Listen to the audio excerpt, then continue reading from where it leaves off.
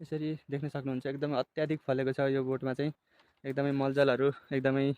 काँटसाँट सबै पुगेको भएर देख्न सक्नुहुन्छ